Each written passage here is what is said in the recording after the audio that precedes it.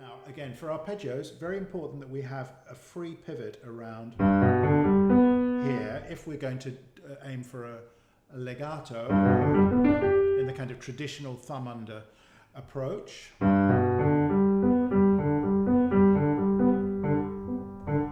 Elbow still, wrist very free, and then I play the two notes.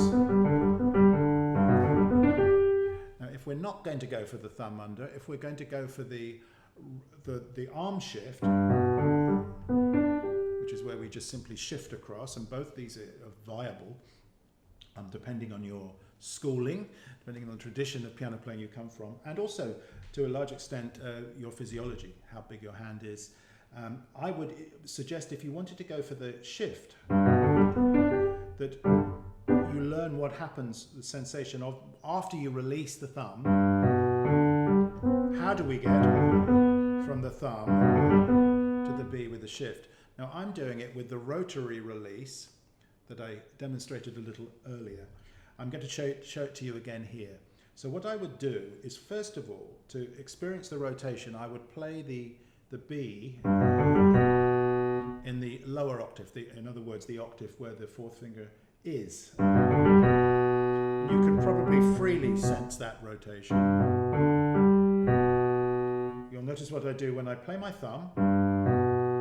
I go as if to roll over onto the nail of my thumb, but without lifting up my elbow. And when I play my fourth finger, I land from right to left. Now, what I do is, when I come to this B, I've got the same rotation. Let me do it again.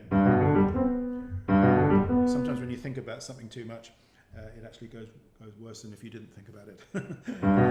That's better. Just allow it to happen. It's exactly the same movement. The difference is between that and that, just a shift of the arm across.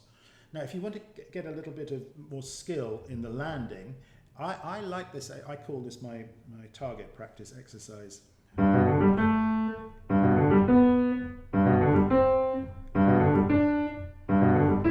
if you want, you could go either for the F natural or the F sharp. You can use the black keys as well to do it chromatically. And you'll notice there that you hardly hear any gap between the thumb and the fourth finger, because the movement that takes me from the thumb to the fourth finger is elasticated to the extent that it feels virtually that I don't lose my keyboard at all. I'm not lifting up into the air like this. That would be very awkward. So, highly recommend that study, number 18, C minor.